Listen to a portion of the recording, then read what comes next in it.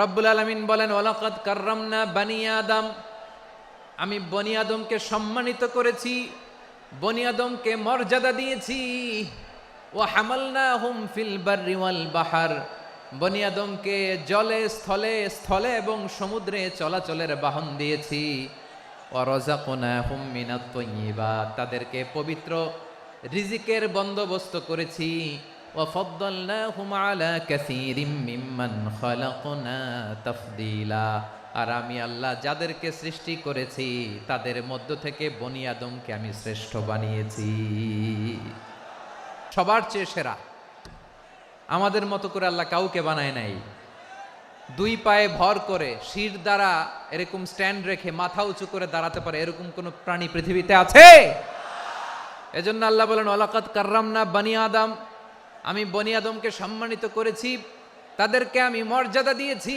তাদেরকে আমি যত মর্যাদা দিয়েছি আমার কোন সৃষ্টিকে এত মর্যাদা দেই নাই। পড়েন সুবহানাল্লাহ। I have dignified the status of the sons of Adam. আদমের সব সন্তানের মর্যাদা আমি বাড়িয়েছি।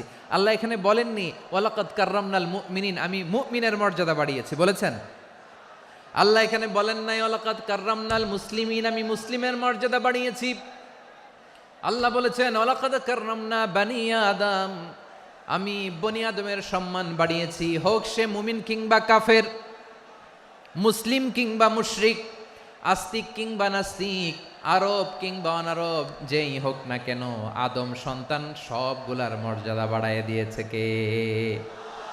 সবার মর্যাদা আল্লাহ বাড়িয়েছে। মানুষ হিসেবে মর্যাদা, বিশ্বনবী সাল্লাল্লাহু আলাইহি ওয়াসাল্লাম ইহুদির লাশ দেখে দাঁড়িয়ে গেলেন। কার লাশ? ইহুদির লাশ দেখে দাঁড়ায় গেলেন। সাহাবারা বললেন, ইয়া রাসূলুল্লাহ, আপনি দাঁড়ালেন যে, এটা তো ইহুদির লাশ।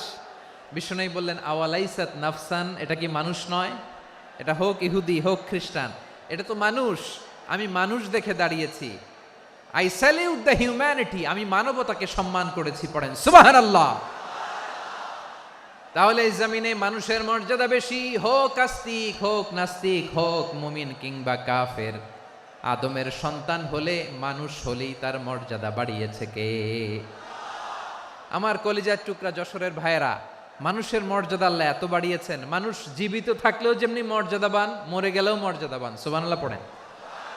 মানুষ মরে গেলে এই ডেড বডিটা কি হয়? পচে যায়, গলে যায়, মাটির সাথে মিশে যায়। তাই বলে আপনি ডেড বডির সাথে যাচ্ছে তাই করতে পারবেন না। পারবেন? কেউ যদি অন্যায় করে তাকে যদি আপনি শাস্তির আওতায় আনেন, যা মনে চায় করতে পারবেন না। তারা আগুন দিয়ে পোড়াতে পারবেন না, নাক কাটতে পারবেন না, কান কাটতে পারবেন না, অঙ্গ বিকৃতি করতে পারবেন না। কারণ মানব জাতির মর্যাদা স্বয়ং দিয়েছে কে? ডেড বডি পচে যাবে, গলে যাবে। তারপরে ইসলাম বলে, না খবরদার, এই মরা লাশটারও একটা মর্যাদা আছে না নাই? ইসলাম বলে এই লাশটা গলে যাবে, পচে যাবে, কিন্তু এটার অমর্যাদা করো না।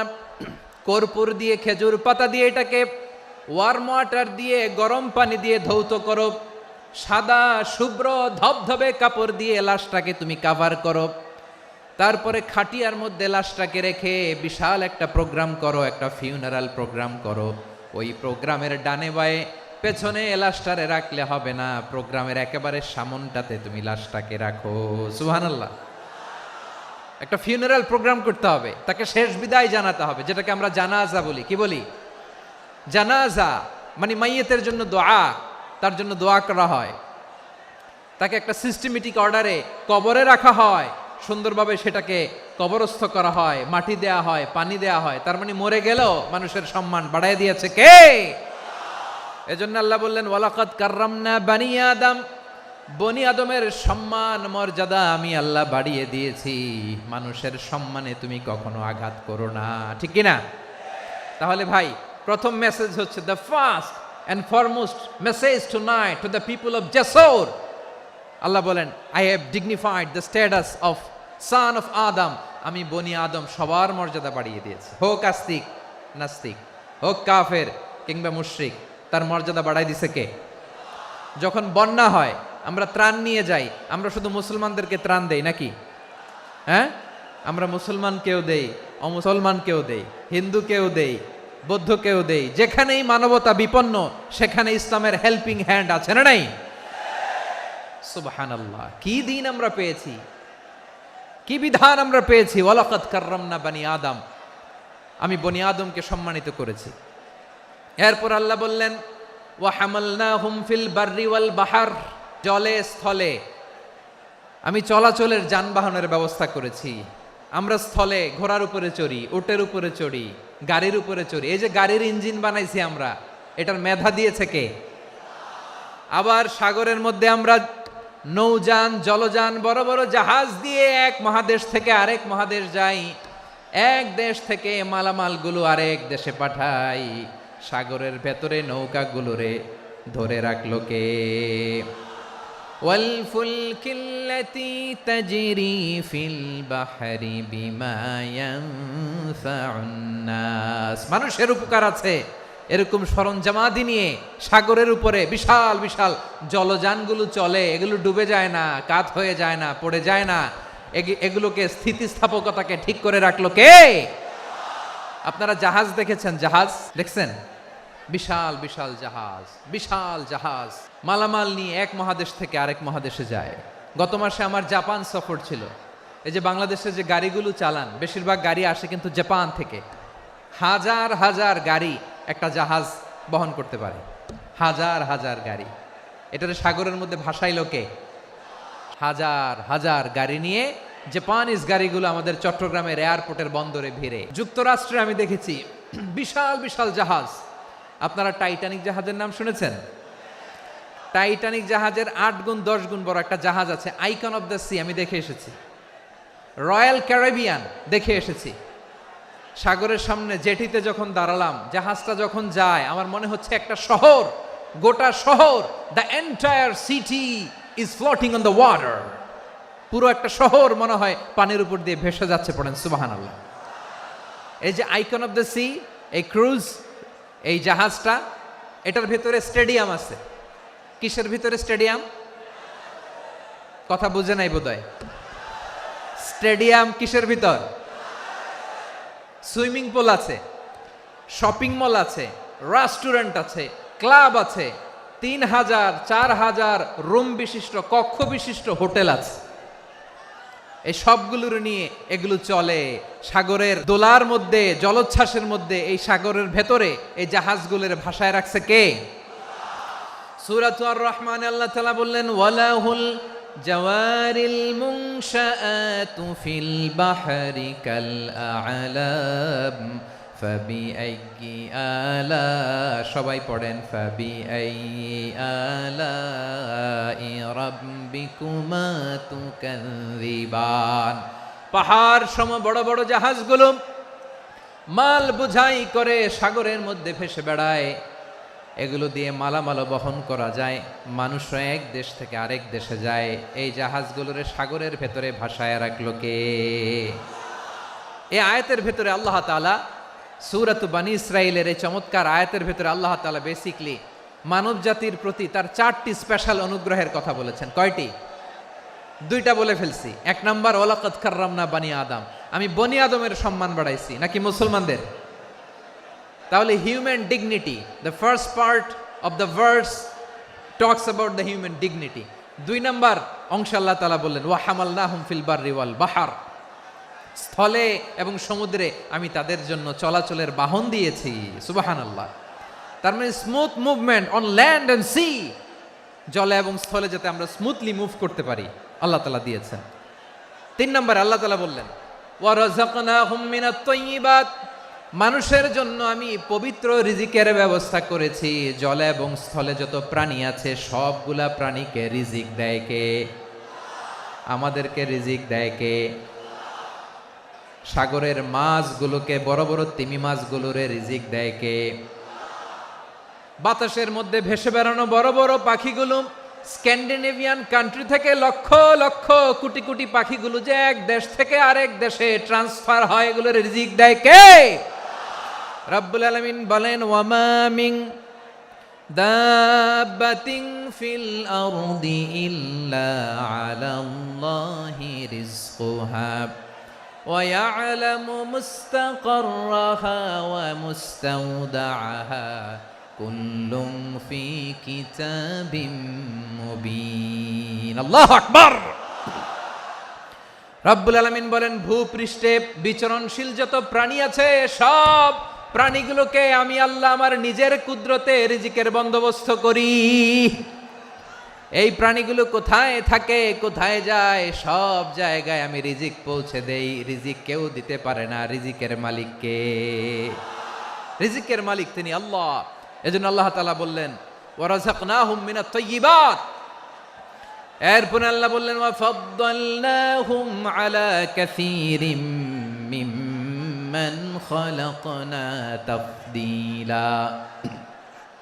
আমি যত প্রাণী সৃষ্টি করেছি সকল প্রাণীর মধ্যে মানুষের মর্যাদা শ্রেষ্ঠত্ব আমি দিয়েছি। সুবহানাল্লাহ পড়েন। তাহলে এক নম্বরে আল্লাহ বললেন আমি বনি আদমের মর্যাদা বাড়ালাম।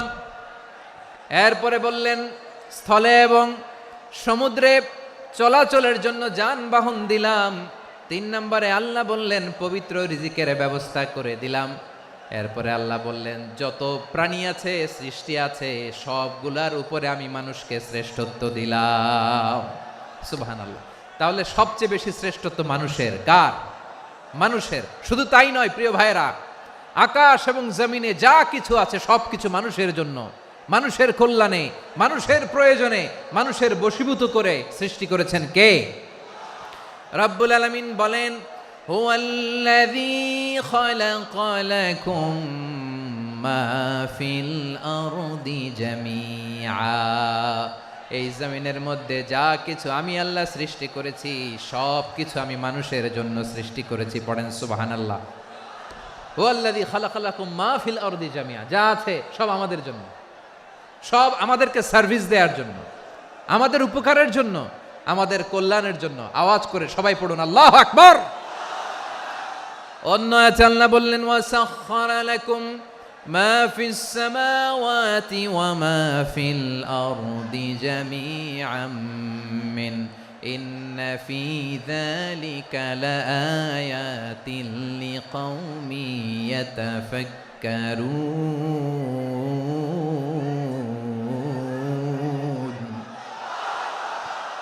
প্রথমে আয়াতে আল্লাহ বললেন জমিনে যা আছে সব তোমাদের কল্যাণে আমি সৃষ্টি করলাম। এরপরে আল্লাহ বললেন আকাশেও যা আছে সব তোমাদের জন্য সৃষ্টি করলাম, তোমাদের অনুগত বানায় দিলাম। পড়েন সুবহানাল্লাহ। মানুষের কি ব্রেইন দেখেন, মানুষ জমিন ছেড়ে আকাশে চলে যায়। পাখি দেখে মানুষের শখ হলো পাখি যেহেতু উঠতে পারে আমরাও পারবো। অরবিল রাইট, উইলবার রাইট, 2 ভাই মিলে আঁকাঝোঁকা করতে করতে করতে করতে প্লেন বানায় ফেললো। কোন সুবহানাল্লাহ। এখন পাখিও ওরে, আমরাও ওরি। এরপরেই মানুষের কৌতূহল থামে না এখানে। মানুষ চলে গিয়েছে চাঁদে। কোথায় গেছে? এখন কিন্তু চাঁদে জমি বিক্রি হয় জানেন। পৃথিবী নিয়ে মারামারি শেষ। রাশিয়া আমেরিকা এখন ধরছে চাঁদ আর মঙ্গল গ্রহ। এখন চাঁদে জমি বিক্রি হয়, মঙ্গলে জমি বিক্রি হয়। এই চাঁদ, মঙ্গল, বৃহস্পতি, শনি সব আল্লাহ তাআলা আমাদের জন্য বানিয়েছেন। সুবহানাল্লাহ পড়েন। মানুষ সাগরের উপরে চড়ে, শূন্যে ভেসে বেড়ায়, পাহাড় কেটে সুড়ঙ্গ বানায়, টানেল বানায়। মানুষ ব্রডব্যান্ডের লাইন নিয়ে যায় সাগরের ভেতর দিয়ে, এক দেশ থেকে আরেক দেশে, এক মহাদেশ থেকে আরেক মহাদেশে। সুবহানাল্লাহ পড়েন। তার মানে গোটা বিশ্বের সব কিছুর উপরে control, superiority over all creatures, সব কিছুর উপর কন্ট্রোল, মনিটরিং, নিয়ন্ত্রণ, এটা প্রতিষ্ঠা করে দিয়েছে কে? এজন্যই মানুষের শ্রেষ্ঠত্ব। ওয়ালাকাদ কাররামনা বানি আদম। আমি বনি আদমের সম্মান বাড়িয়েছি, মর্যাদা আমি বাড়িয়ে দিয়েছি এই কারণে, কারণ মানুষ সব কিছুর উপর নিয়ন্ত্রণ নিতে পারে। মানুষকে নিয়ে এই কোরআনের সব আলোচনা, মানুষকে নিয়ে এই কোরআনের সব। তাই কোরআনের কেন্দ্রীয় আলোচ্য বিষয় হচ্ছে মানুষ। মানুষকে আল্লাহ স্বাধীনতা দিয়েছেন। ফামান শাআ ফালইউমিন ওয়া মান শাআ ফালইয়াকফুর। চাইলে মুমিন হতে পারো, চাইলে কাফের হতে পারো, তোমার ইচ্ছা। তবে জেনে রাখো মুমিন হলে পাবা জান্নাত, কাফির হলে পাবা জাহান্নাম। নাও দ্য ডিসিশন ইজ ইয়ার্স। সিদ্ধান্ত তোমার, জান্নাতে যাবা না জাহান্নামে যাবা। মানুষকে আল্লাহ এত স্বাধীনতা দিয়েছেন, মানুষ চাইলে অনেক ভালো হইতে পারে। ভালোর রাস্তাও খোলা, খারাপ হওয়ার রাস্তাও খোলা। ভালো হইলে মানুষ অনেক ভালো, খারাপ হইলে অনেক খারাপ। ভালো হইলে সবচেয়ে ভালো, খারাপ হইলে সবচেয়ে খারাপ। এজন্য সিদ্ধান্ত আপনাকে নিতে হবে। আল্লাহ তাআলা বলছেন, লাকাদ খালাকনাল ইনসানা ফি আহসানি তাকওয়িম সুম্মা সুম্মা রাদাদনাহু আসফালা সাফিলিন। আমি মানুষকে অনেক সুন্দর অবয়বে, সুন্দর আকৃতিতে সৃষ্টি করেছি। তার শুধু চেহারার ডিজাইনটাই সুন্দর নয়, তার ব্রেনটা বড্ড সুন্দর, তার মানসিকতা বড্ড সুন্দর, তার সৃজনশীলতা বড্ড সুন্দর। পড়েন সুবহানাল্লাহ। আমাদের ব্রেনটা অনেক সফিস্টিকেটেড ব্রেন, অনেক সফিস্টিকেটেড। এই 1.5 কেজি ব্রেন ইউজ করে মানুষ গোটা বিশ্বে সভ্যতা বিনির্মাণ করেছে, ঠিক কিনা? এই ব্রেন আল্লাহ তাআলা আমাকে দিয়েছে। এটারে কাজে লাগালে, আপনার 6 সেন্স কাজে লাগালে আপনি অনন্য মানুষ হয়ে উঠবেন, মহামানবে রূপান্তরিত হবেন। মানুষ হতে পারে, চাইলেই মহামানব হতে পারে। আবার যদি মানুষ চায় খারাপও হতে পারে। আল্লাহ বললেন শুধু ভালোই না, ভালো হতে চাইলে অনেক ভালো তুমি হতে পারো, আবার খারাপ হতে চাইলে অনেক খারাপ তুমি হতে পারো। সুম্মা রাদাদনাহু আসফালা সাফিলিন।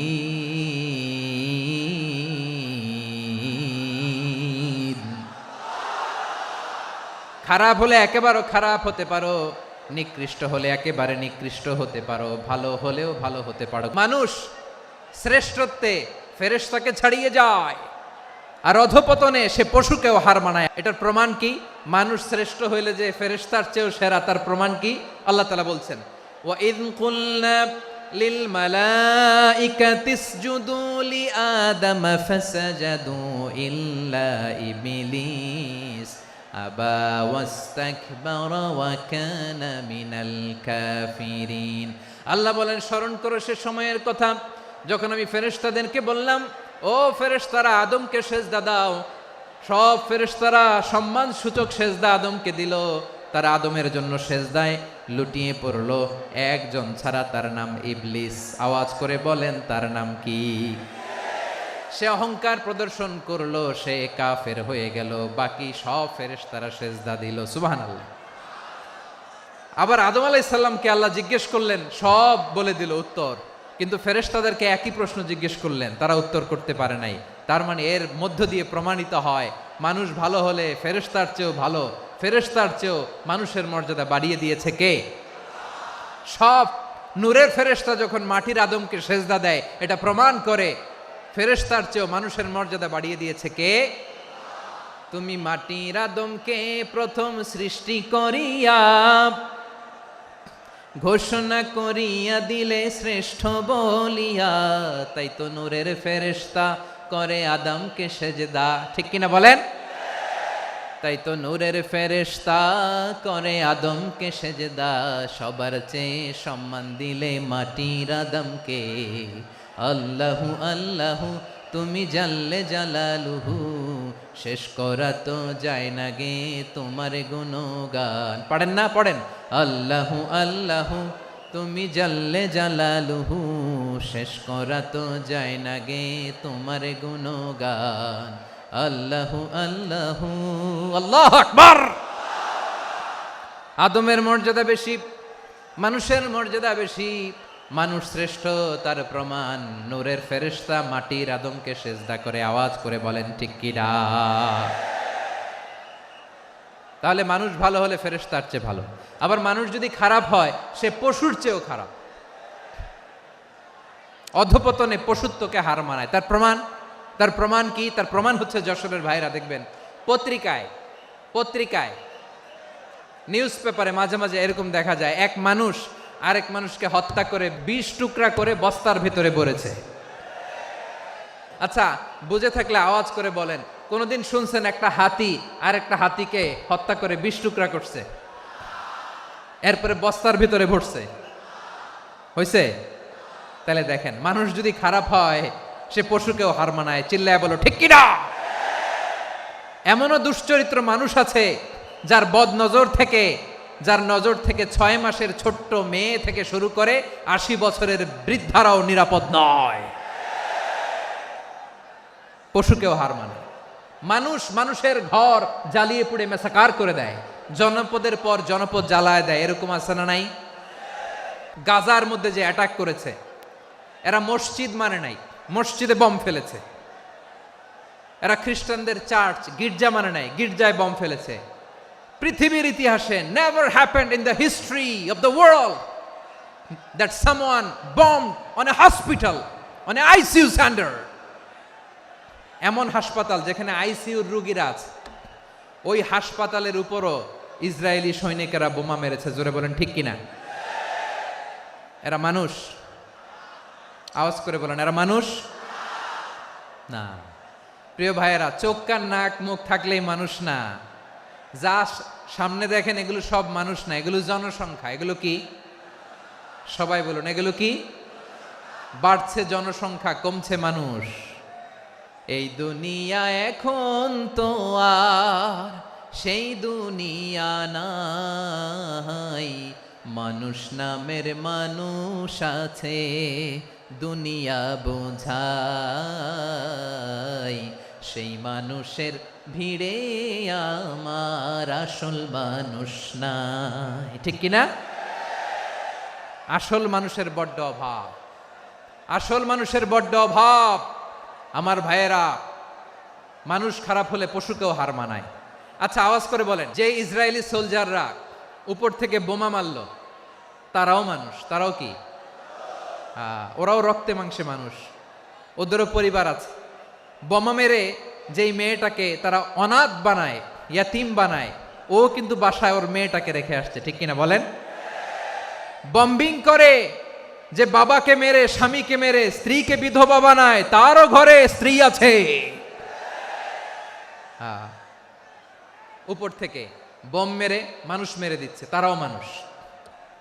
1945 সালের 6 আগস্ট আমেরিকান সোলজাররা হিরোশিমায় বোম মেরেছে। আমি নিজে দেখে এসেছি জাপানের হিরোশিমাতে। সকাল 8:15 মানুষ কেউ অফিসে যাচ্ছিল, কেউ খেতে খামারে কাজ করতে যাচ্ছিল। লিটল বয় নামে একটা বোম মেরেছে তারা। এই বোমের আঘাতে, পারমাণবিক এই বোমার রেডিয়েশনে আঘাতে, বোম ব্লাস্ট হওয়ার পরে মুহূর্তের মধ্যে 1,40,000 নাই। উপর থেকে যারা মারতেছে এরাও মানুষ, যাদেরকে মারলো তারাও। তার মানে মানুষে মানুষে পার্থক্য আছে না? নেই? মানুষে মানুষে পার্থক্য আছে। নাক কান চোখ মুখ থাকলেই মানুষ নয়। বাড়ছে জনসংখ্যা, কমছে মানুষ। চিল্লায় বলো ঠিক কিনা? ভালো মানুষ যারা জগৎটাকে এনলাইটেন করবে, যারা সত্যের বীর সেনানী হয়ে দাঁড়াবে, যারা সত্যের পক্ষে কথা বলবে, যারা জালিমের মসনদকে ভেঙে খান খান করে দেবে, এরকম হওয়ার দরকার আছে না নাই? এরকম ভালো মানুষ আমরা হতে চাই কি চাই না? মানুষকে যত্ন নিলে মানুষ যে কত ভালো হয় আপনি কল্পনাও করতে পারবেন না। মানুষকে নার্চারিং করলে, মানুষকে পলিশ করলে, মানুষকে গ্রুমিং করলে, মানুষকে সঠিক তারবিয়া দিলে মানুষ অনন্য হয়ে ওঠে। প্রতিটি মানুষ অনন্য। আমি অনন্য, আপনি অনন্য, আমরা সবাই অনন্য। সুবহানাল্লাহ বলেন। মানুষকে আল্লাহ তাআলা দিয়েছেন অসীম ক্ষমতা, অসীম ক্ষমতা। সুবহানাল্লাহ। একটা মানুষ পারে না এমন কিছু নাই, বিশ্বাস করতে হবে। মানুষ যা কল্পনা করতে পারে ওইটা মানুষ করে দেখাতে পারে। তুমি তোমার কল্পনার রাজ্যকে সাজাও, তোমাকে হারাতে পারে এমন কোন শক্তি আল্লাহর জমিনে নাই। তোমার কি শক্তি, কি সম্ভাবনা তুমি জানোই না মিয়া। তুমি এদিকে তাকাও কেন? তোমার রাস্তা তো ওই দূরে। তুমি কোথায় যাবে, আল্লাহ তোমার টেনে কোথায় নিয়ে যাবে তুমি কিছুই জানো না। Plan big, dream big. কল্পনার শক্তিকে বড় করো। মানুষ যা কল্পনা করতে পারে মানুষ তা করে দেখাতে পারে। মানুষের কাছে অসাধ্য কিছু নাই মৃত্যু ছাড়া, এক্সেপ্ট ডেথ। মৃত্যু ছাড়া মানুষ সবকিছুকে জয় করতে পারে। তোমার জন্ম হয়েছে জিতার জন্য, বিজয়ের জন্য তোমার জন্ম। মানুষের শুরুটাই হয় বিজয় দিয়ে। আমরা যখন আমার পিতার পৃষ্ঠদেশে ছিলাম, পিতার পৃষ্ঠদেশ থেকে শুক্রাণু যখন মায়ের গর্ভদেশে যেয়ে পড়ে, কতটা শুক্রাণু ভ্রমণ শুরু করে জানো? 20 কোটি শুক্রাণু। একবার সিমেন আউট হলে সেখানে 20 কোটি শুক্রাণু থাকে, ভ্রমণ শুরু করে। ওই 20 কোটি শুক্রাণুর মধ্যে থেকে তুমি আমি আজকে এক বিকশিত শুক্রাণু মানব রূপে পৃথিবীতে এসেছি। সুবহানাল্লাহ। ওই 20 কোটি শুক্রাণুর প্রতিযোগিতায় সবাইরে পেছনে ফেলে সেদিন আমি সফল হয়েছিলাম, সেদিন আমি বিজয়ী হয়েছিলাম। সেদিন আমি এত ছোট ছিলাম মাইক্রোস্কোপ দিয়েও আমার অস্তিত্ব টের পাওয়া যায় না। আমি এত তুচ্ছ ছিলাম, নগণ্য ছিলাম। আমার কান ছিল না, আমার চোখ ছিল না, আমার হাত ছিল না, আমার জন্য রিকমেন্ডেশন করার মতো মামু ছিল না, খালা ছিল না, কেউ ছিল না। তারপরেও ওই প্রতিযোগিতায়, ওই কম্পিটিশনে যখন আমারে কেউ হারাতে পারে নাই, আল্লাহর জমিনেও আমারে কেউ হারাতে পারে না। হারার জন্য তোমার জন্মই হয় নাই, তুমি আসছোই জিতার জন্য। সুবহানাল্লাহ। বিশ্বনবী বলেন, আন্নাসু মাআদিন কামাআদিনি যাহাবি ওয়াল ফিদ্দা খিয়ারুহুম ফিল জাহিলিয়াতি খিয়ারুহুম ফিল ইসলাম। Peoples are like mines of gold and silver. সোনার খনি, রূপার খনি, এর চেয়েও বড় খনি হচ্ছে এই মানব সম্পদের খনি। আওয়াজ করে বলেন আল্লাহু আকবার। আল্লাহ তাআলা এই সম্পদ আমাদেরকে দিয়েছে। বিশ্বনবী বলেন, মানুষ হচ্ছে খনির মতো। খিয়ারুহুম ফিল জাহিলিয়াতি খিয়ারুহুম ফিল ইসলাম। জাহিলি যুগে যারা সেরা, ইসলামেও তারা সেরা। ইদা ফাকুহু, যদি তারা বুঝবান হয় তাহলে তাদেরকে সেরা বানায় দিবে কে? তাহলে মানুষের চেয়ে সেরা কেউ হতে পারে? মানুষের চেয়ে অনন্য কেউ হতে পারে? মানুষকে কেউ হারাতে পারে? আওয়াজ করে বলো, তোমাকে কেউ হারাতে পারবে? এই সাহস জাগছে আজকের আলোচনা থেকে। আমি তুমি অনন্য, আমাকে তোমাকে হারায়া দেওয়া এত সহজ না, ঠিক কিনা? একটা কথা জীবনের সাথে সেট করে নিতে হবে, আমি জিতি নয় শিখি, আমি কখনো হারি না। তাহলে বিশ্বনবী বললেন, নাসু মাআদিন, মানুষ হচ্ছে খনি, এই খনির যত্ন নিতে হবে। মা বাবা যারা এসেছেন, আপনার ছেলে মেয়ের যত্ন নেন। আপনার ছেলের মধ্যে যে কি পটেনশিয়াল আপনি জানেন না। আপনার এই ছোট্ট অবুজ ছেলেটাই আগামী দিনের শায়েখ আহমদুল্লাহ হবে। আপনার হেফজখানায় পড়া ওই ছোট্ট ছেলেটাই আগামী দিনের আল্লামা মামুনুল হক হবে। আপনার ওই ছেলেটা আমির হামজা হবে, আব্দুল হাই সাইফুল্লাহ হবে। এভাবে বড় বড় আলেম হবে, তারা যুগশ্রেষ্ঠ আলেম হবে। সেই একদিন এই বাংলাদেশের পার্লামেন্টে যে বক্তব্য দিয়ে যশোরের পক্ষে কথা বলবে। আপনি জানেন না, কাউকে ছোট করবেন না, আপনি ওর কনফিডেন্স আপনি কমাবেন না, আপনি কমাতে পারেন না। প্যান্ডেলে আমার যে মা বোনেরা আছেন, ছেলে মেয়েদেরকে কখনো ছোট করে কথা বলবেন না। ও যে কোথায় যাবে আপনি জানেন না, আপনি মা হয়ে তাকে সাহস দিবেন, তার কল্পনার জগৎটাকে সাজাতে তাকে উৎসাহিত করবেন, ঠিক কিনা বলেন? আর আমার প্যান্ডেলের আমার প্রিয় শ্রদ্ধাশীলা মায়েরা বোনেরা, আপনারা তো আরো দামি সম্পদ। বিশ্বনবী বলেন, আর দুনিয়া কুল্লুহা মাতা। আল্লাহ আল্লাহ আল্লাহ। বিশ্বনবীর কথার ওজন দেখেন, আর দুনিয়া কুল্লুহা মাতা ওয়া খায়রু মাতা'আদ দুনিয়াল মারআতুস সালিহা। বিশ্বনবী বলেন, দুনিয়ায় যা দেখো সব আল্লাহর দেওয়া অ্যাসেট, মানে সম্পদ। আর এত অ্যাসেটের ভিড়ে সবচাইতে শ্রেষ্ঠ সম্পদ হচ্ছে নেককার নারী। সুবহানাল্লাহ।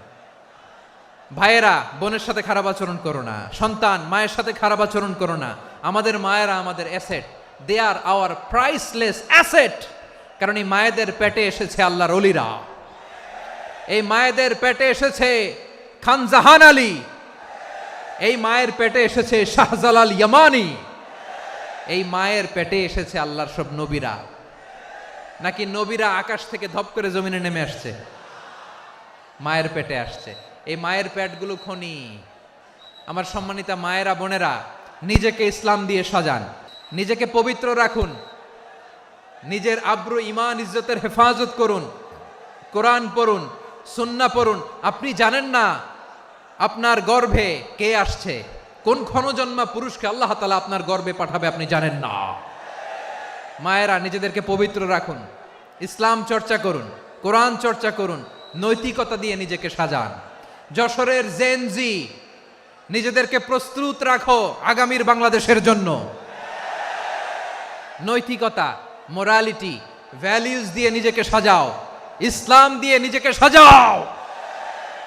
কারণ আগামীর বাংলাদেশ ইসলামের বাংলাদেশ।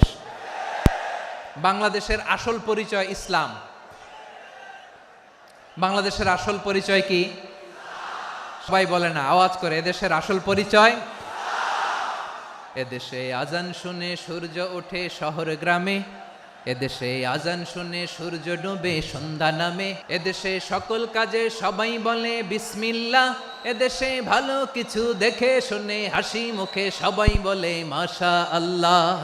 সুবহানাল্লাহ সুবহানাল্লাহ সুবহানাল্লাহ সুবহানাল্লাহ সুবহানাল্লাহ সুবহানাল্লাহ সুবহানাল্লাহ সুবহানাল্লাহ। ও নবীন তরুণ তোমার কিসের এত ভয়, জেনে রেখো বাংলাদেশের আসল পরিচয়। বাংলাদেশের আসল পরিচয় ইসলাম। আওয়াজ তুলে